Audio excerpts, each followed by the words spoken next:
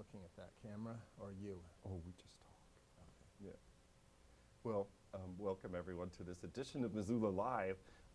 We've got a number of guests in the studio today. I've got a number of roll-in clips to show you too. Let's see, it's going to be a pretty action-packed hour on this rainy Thursday, June 2nd, Missoula afternoon. Now, my first bit of business is talk about MCAT's Do It in 72 contest. The contest was held inviting everybody in Missoula to make a film under 10 minutes, but within 72 hours. And we had planted in the film script a few things to prove that the groups who signed up had only that chance to begin on that Friday. I think that was April 29th, and then they had it finished by May the 1st.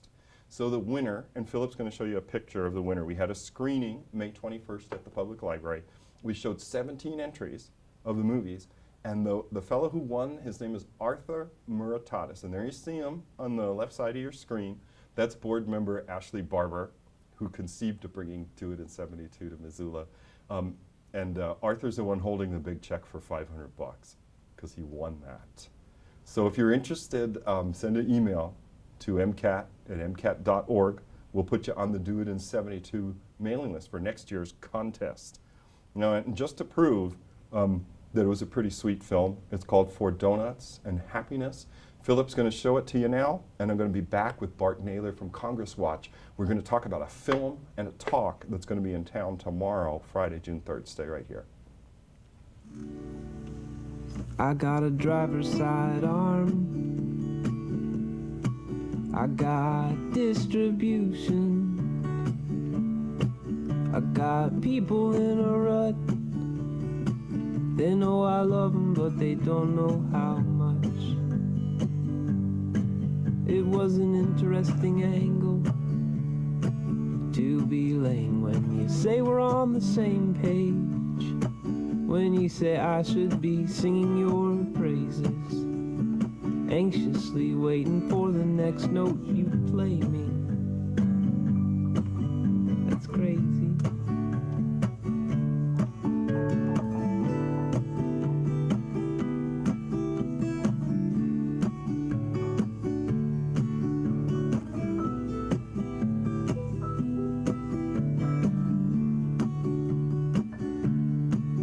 Out of all that I've received, you gave me something that I never knew I needed.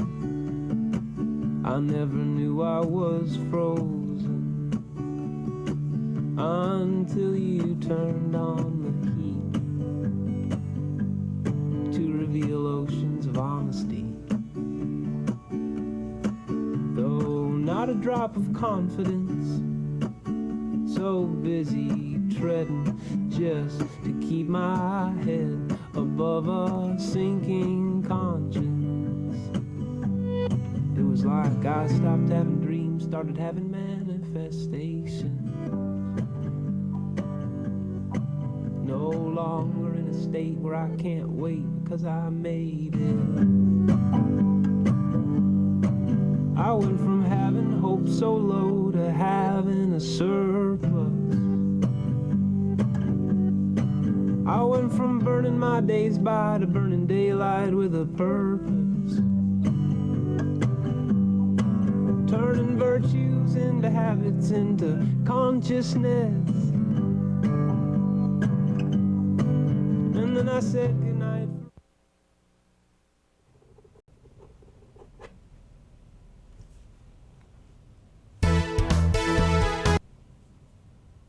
And we're back with Bart Naylor. He is here from Congress Watch, where he is the financial policy advocate, and he was a former investigator for the Senate Banking Commission. That's right. Bart, thanks so much for coming. You're here to tell people about an event.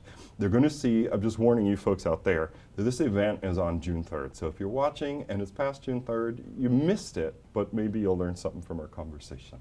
So there's a movie out that's about the recent financial meltdown, Inside Job. It's going to be screened at the Roxy Theater tomorrow, Friday night, 7 o'clock?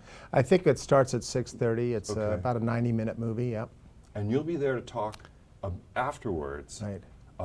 About a number of issues that have affected the economy. And you have a pretty pointed conclusion about it all. Yeah. Well, we've titled the evening that Big Banks Screwed You. And we have had 24 million Americans out of work. We've had millions of people kicked out of their homes, mortgage foreclosure. Honors graduates from the University of Montana are struggling to find a job, and there's a reason for that. And the reason is that banks took on a huge bet, an asymmetric bet. Asymmetric because if they won, they made lots of money, and they did make lots of money. And if they lost, we paid for it. We, the taxpayers, have paid several $1 trillion. You know, all this debt problem that they're talking about? That's because the banks engaged in this huge bet that we're all paying for now. Interesting. A lot of people believe this, or a lot of people believe the world is unjust. Yeah. They don't know why, but they Yeah. have a feeling. So as soon as someone says, here's an injustice, and particularly, you know, if it affects someone right where they live, Right. you know, their economic situation, I think they're pretty strong, you know, they're pretty ready to join on. Now, if you were to tell the people in the broadest strokes imaginable now, I guess, we got 8 minutes, we can Yeah. talk about it. Like what happened? A lot of people felt, you know, I'll be John Q. Public. A lot of people felt, oh, this is what happened in America. The banks loaned money to the wrong people. Right. People who weren't prepared to pay, refinance their homes. Their homes were evaluated for much more than they were worth. Right. And eventually this whole mirage came tumbling down. That's How right. about that as a starting point? I don't That's right, right. In economist terms, we had a housing bubble. We inflated the price of a house well beyond what it was really worth. This crisis wasn't born in the quality of borrowers. We've always had people who could not afford a loan or could not afford to pay back a big loan. This was rooted in the quality of lenders, in deregulation. Somehow we were having lenders offer people money they just really shouldn't have been offered. And we can talk a little bit of why that was. They were making money. They were paid to do this. They then sold those mortgages off, and there was this appearance that it was all very safe. But in fact, eventually it had to rupture. That happened on September 15th, 2008, when Lehman Brothers declared bankruptcy, causing a seizure in short-term credit, causing employers to stop employing, causing consumers to stop buying, and a self-feeding cycle that we are. Domino effect. Yes, and we are still recovering from that. So people think, well, this amazingly bad thing happened. And they believe it's happened in the past. Yes. Like I discussed with you, but I had to read a history book about the Yeah. panic of 1908. Yes. And then again in the peri-autumn that the stock market crashed in Yes. 27 or Yeah, 28. And a lot of people feel too that often these things become then psychological. Yeah. Like real estate prices. They say, my home's worth $500,000. Oh wait, 2 months have gone by and my home's worth $380,000. Yeah. Where'd the $120,000 go? So once that's happened, if people come to hear the talk tomorrow, what do you think they're going to take away with them? But I don't want to give it away, and it's often impossible to summarize, you know, what the effect of seeing Inside Job, the Yeah. movie, Yeah. and then having a chance to talk about it will be. I want help. I'm a lobbyist trying to work for Public Citizens Congress Watch to promote banking reform. But for every one of me, I am outnumbered by 150 of the bank lobbyists. Bank lobbies spend $1.4 million a day lobbying Congress. Whoa. The only way I can appeal to Senator Tester and Baucus and the other 98 senators and the 435 members of Congress for whom the financial sector is by and large their #1 campaign contribution source is if Montanans and Idahoans, which is where I'm from, and Iowans and everybody call their congressman and says, please do the right thing. Right. Please look that money and say, I'm not going to be influenced by it. The reason we had this crash is because the bankers bought the law to allow them to make this legal. Why aren't people going to jail for this? Well, because mostly what they did was legal. It was made legal. It used to not be legal, but it was made legal by and large. And that's because congressmen made it legal. And the only way I can do my job is if with the help of Montanans. and Idahoans and Iowans. Right. So Congress Watch is the nonprofit too that That's right. they can contribute to, and they can find that on the web. They can contribute, and certainly we welcome funding. But as important as that is a phone call to their senator and their congressman and so forth, and to make sure they know. Listen, when you think about what position you are on swipe fees or on anything else, swipe fee, that's the little charge taken out of your debit card. Oh, yeah, debit card. Yeah, and Mr. Tester is leading the charge for the banks apparently on that. They need to know they're hearing from constituents. Banking is complex when it comes down to a vote.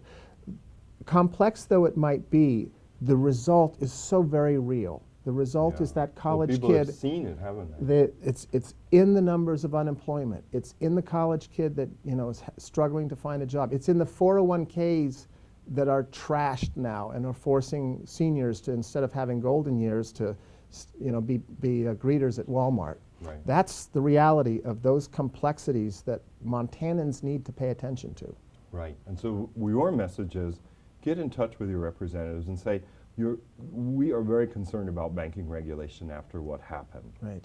We're going to vote for you based on choice, based on going to Iraq rightly or wrongly, based on the economy generally. But we're also going to vote for you based on your position on banking. Right. That's not something it's you can hide from. Isn't it? Yeah. It's a tough sell. Yeah. And something that I understand broadly, and I may be wrong in this, is just what you described at the top of the segment was that banks were and financial officers were in a position to engage in financial instruments where they actually bet against the best interests of their investors, and it was legal to do so. Now, when anyone hears that and says, geez, you've employed this guy to go out and earn money for you in the stock market, and you say, well, I figured out a way that we, the brokerage house, the institution, the banking institution, we'll earn money even if you lose money. That's right. So we'll engage in those practices where for us it's a win-win, but for the consumer, it's a perilous, perilous situation. Every step of the way in this inflation of the housing bubble, the incentives were misconstructed. That loan mortgage originator was paid not by the quality of the loan, simply by the quantity. He was getting a commission every time he made a loan. It then got sold. If it went bad, that wasn't his problem. He got the X percent commission when he made the loan. It then gets sold into a mortgage-backed security. That mortgage-backed securitizer gets a fee. He's done, somebody else owns it. And it kept going around, goes to Ireland, goes to the State Pension Fund of Montana, and sits there for a while because those prospectuses, which you thought you were comforted, it's all on paper, it's all disclosed, but if you actually read that, and you knew what to read because you had a PhD in math from the University of Montana, you'd say, oh goodness, something is amiss here. And finally people did do that. So the biggest money came from hedge funds. They were betting both ways. In fact, one guy that made $5 billion last year, by the way, that's $2.5 million an hour, $2.5 million an hour, he actually bet things would go bad. And when policymakers said, well, we need to keep people in their houses, he lobbied to kick them out of their houses because he needed the things to go bad so he'd win his bet. Wow. Yeah. Okay, these are dark times. These are dark times, right. This is a horror movie you're going to Right. be seeing on Friday. That's, it's not going to be funny. Well, and the movie is Inside Job. It's Friday, June 3rd at 6:30 p.m. at the Roxy Theater. Well, Bart, thanks so much for coming by. Thank you. Much appreciate your time. You're most welcome. Thank you. You're most welcome. And we'll be right back with more guests. Stay right here.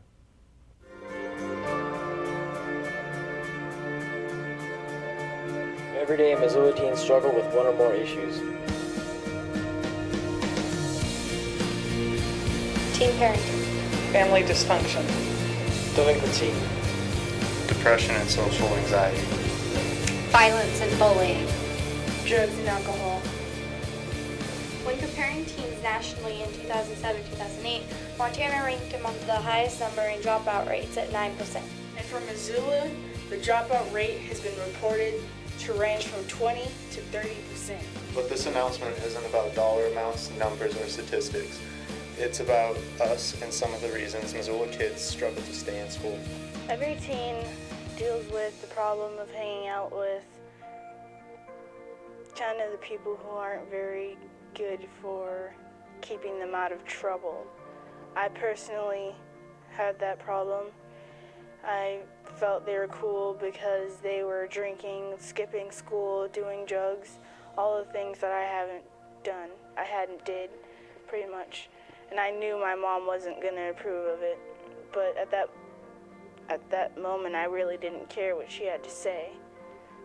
When I was 16, I had my daughter, Nevaeh. She was born January 1st.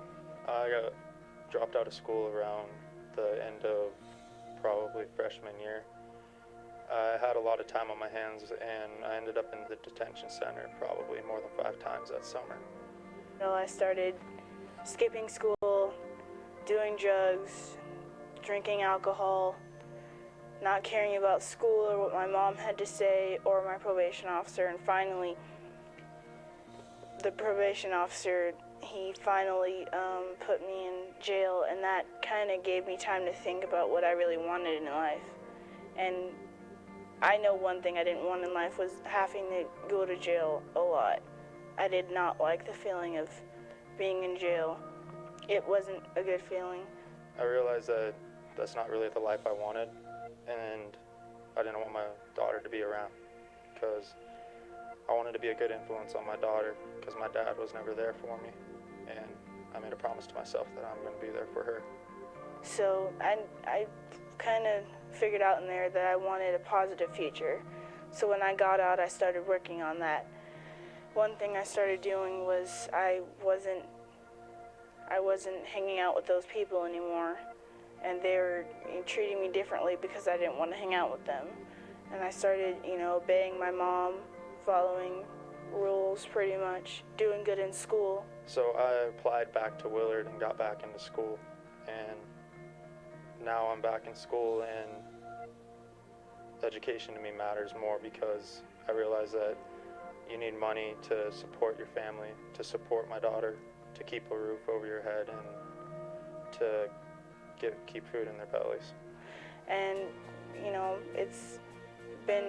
I've been doing pretty good because I was on honor roll last year. I'm excited to go to school again. I have all the classes I want, and I'm really focused on having a positive future. We want to become healthier And confident so we can set and reach our goals. Missoula is taking steps to address the graduation rate, so let's take the steps together to work with kids to become happy, healthy, and productive. So graduation does matter. This message brought to you by Community Restorative Justice Summer Program.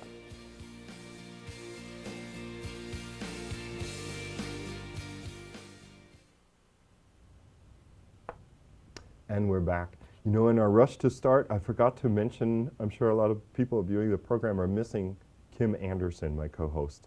Also works for Humanities Montana. She's in Butte for this show. She'll be back with us in 2 weeks. So Kim, we're missing you.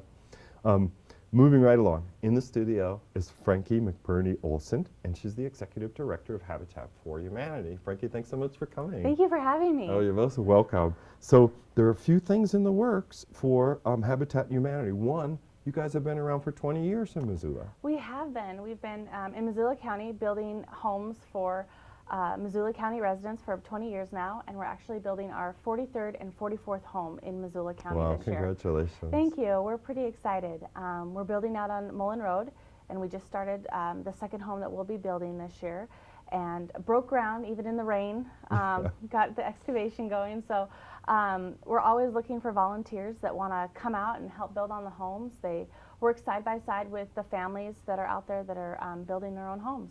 I know, and Philip has some pictures to show you guys at home, just to give you the idea, Habitat for Humanity, people banding together to build our neighbors' homes that they may not otherwise be able to afford. And there's the phone number, 549-8210. Thanks, he put it back up. You can see the pictures there. I don't know if you know who's involved or anything, but this one looks like they're building a deep foundation, doesn't it? Yeah, a couple of our homes we build basements on, and it looks like they're building a basement that we have here. It looks like we actually get a lot of collegiate groups that come out to the women's volleyball team, and the Hellgate High School football team come out, and a lot of that youth come out, and it looks like that's one of them. Yeah, and I think it could be a really fun group experience. Like if an office or team needs a team building experience, why not come as a team to Habitat and spend a day? Exactly. We actually get quite a few Missoula businesses that come out. Now, do you know who those Mohawk children are? That's the Vreeland family, and we built for them about 2 or 3 years ago.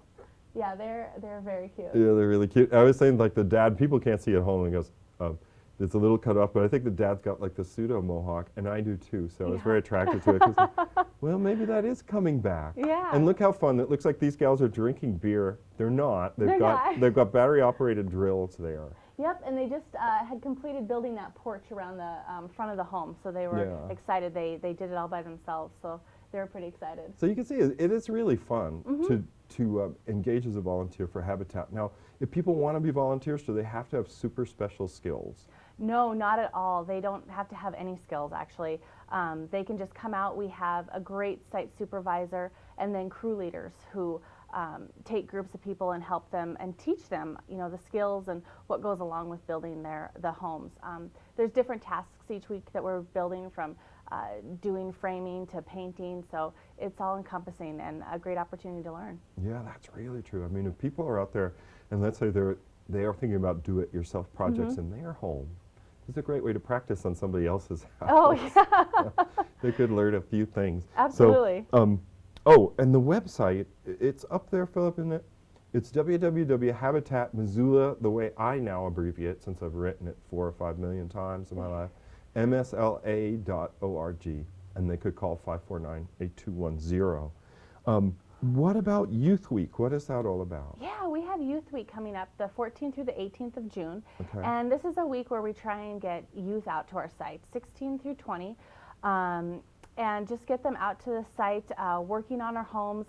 It's a chance for the youth to kind of do some community service, give back to the community, and also learn some skills, just like other volunteers, and learn what's going on there. Oh, cool. Oh, and there's something coming up tomorrow. Remember, we're recording Thursday, June 2nd, so you might see this program, since I do it every other week, later. So, but if you see it right now or tomorrow, this applies to you. Fact and Fiction First Friday. Yes, we're doing a First Friday of Fact and Fiction. There'll be food and wine there, and we are selling our 20th anniversary cookbook. We got recipes from cool. volunteers and board members and our families. They all submitted recipes, and we formed a cookbook, and we'll be selling it in Fact and Fiction this Friday. Oh, that's really great. Yeah. Well, what are the hours, like the gallery walk hours, like 5 to We'll be there from 7? 5:30 to 7:30. Okay, Yep. 5:30 to 7:30, Fact and Fiction Fact downtown. and Fiction downtown. Higgins. Yep, so come on down. Oh, cool. Frankie, anything you want to add? Just if somebody wants to volunteer, go to our website. There's a volunteer application that they can fill out, or call our office at 549-8210, and we'd love to have folks out at our site helping us build this summer. Oh, that's great. All right. Well, thanks for coming Yep, by. thank you. Oh, you know it. And we still have more guests. Chris is here from Valley Christian School, and Christian and Tim Kohlberg are going to come out and talk about MCAT's summer camps. We'll be right back. Thanks for watching.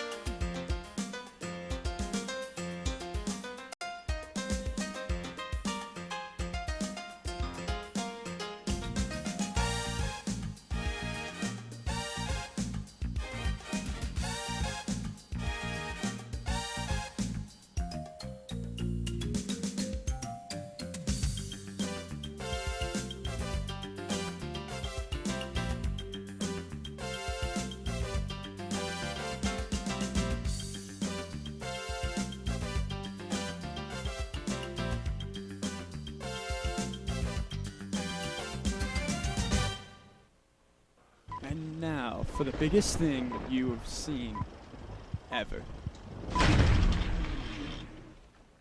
Welcome, welcome, welcome to the MAPS Media Institute, where we learn the joys of script writing, the magic of making movies, and of web design. With our teacher, Christian Ackerman, us, Peter Austin, and Laura, the brains of the operation, welcomes you to the Family Circus.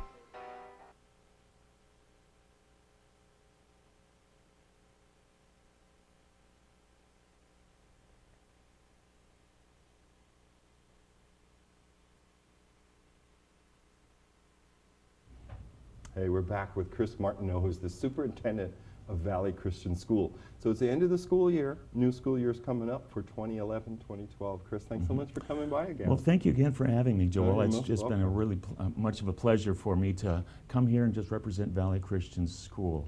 So the new deal is you're ready for enrollment. Oh, absolutely. We've actually been taking enrollment since March, but we are actively advertising for new coming families to also check out our school. We have openings in all of our grades still, and we'd love to have newcomers just come by or check out our website, give us a call. We even have what we call a snapshot, which is a 1 hour walking and talking tour of our school that really gives a good philosophical perspective and some concrete stories of students who have been transformed because of what they experienced at our school. Oh, that's really nice. So now if people want to get the snapshot, should they call ahead to make an appointment? That's absolutely correct, Joel. They can find the dates for those snapshots on our website, but we would like to have them RSVP. The best way would be to just give them us a call at our number that's also located on the website. And I'm going to say the website in case you folks at home, we've got a new template. You know, our machine that does the switching broke down. So we're using a temporary machine. So there's a different template for folks watching at home. I'm going to say it. Valley Christian School, Missoula, all spelled out in this case, .org. And there you can see also the location of the school just off of Reserve Street. That's correct. We're just behind Adair's Jewelers, as a matter of fact. And that's a good landmark, that new building they have out there. I wanted to invite you, Chris, to address this issue. And I know sometimes we've mentioned it, we haven't had time. It's a private school, so people are thinking it's going to be a lot of money. That shouldn't scare them away. Okay. No, it really shouldn't scare them away. It's true that education is costly, regardless of whether it's private or public school. However, we do have what some people might refer to as a sliding scale. Others might refer to as simply tuition grants on needs base. And the application process is very easy. And if people have been accustomed to applying for whatever kind of financial aid they might receive when going to college, it's a very similar pattern. Right. Usually it's online and it takes just a few minutes. So we want to encourage families, regardless of what they view as affordability, to check us out if they really want to be here. We don't want to have them be turned away because they cannot afford it. Right, gotcha. Well, folks, the website again is Valley Christian School, Missoula, all one string, .org, and the enrollment will be going on through the summer, right? Oh, yes. Some cutoff, but we'll be running this show for the next 2 weeks. Very good. Well, we certainly don't want to close the doors on anybody who wants to apply to have their children here, but it is certainly a first-come, first-served basis. Right now we have 16 signed up for preschool. We have another 8 slots available there, for example.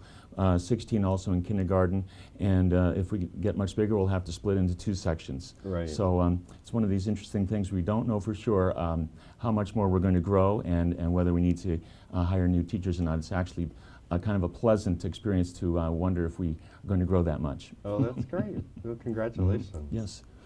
Anything you want to add before we go? Absolutely. One of the things that people probably are concerned about is what is the real difference with our school? I mean, why do we feel that we're distinct? And I suppose there are 2 things. Certainly our academics are strong, and there are plenty of measures for that. We have our students take what is called the Measured Progress assessment, which all state schools that are accredited through the Office of Public Instruction take, and our students do very well there, proficient or advanced in most of the areas most of the time. But secondly, another thing that really is making us distinct, I believe, is that we do implement a biblical worldview throughout the curriculum, regardless of what area of the curriculum it is. And a biblical worldview, another way to say that with a metaphor, I suppose, is by saying that we use the Bible as our lens to view whatever it is we're studying, whether it's in science or history or even English and even mathematics. Even mathematics can be viewed that way. For example, with God is a God of order, and mathematics certainly reflects that order. And so sometimes patterns make it look almost like, gosh, this is more than just an accident. Well, yes, it is more than just an accident. This was actually part of God's creation as well. Gotcha. Because after all, it's Christian Valley Christian School. It's a religious school, and your point is that spirit runs through all of the areas of the curriculum. Absolutely, it does. Because that way, the students, even if we don't spell it out to them, they realize that this is the world, this is God's world. This isn't just an accident. That He, even though He's invisible, His fingerprints are all over it. Not just in science, but in other areas as well. And so the students recognize pretty quickly on that He is here, and He is relevant. He didn't just wind up a clock and walk off to the corner of the universe and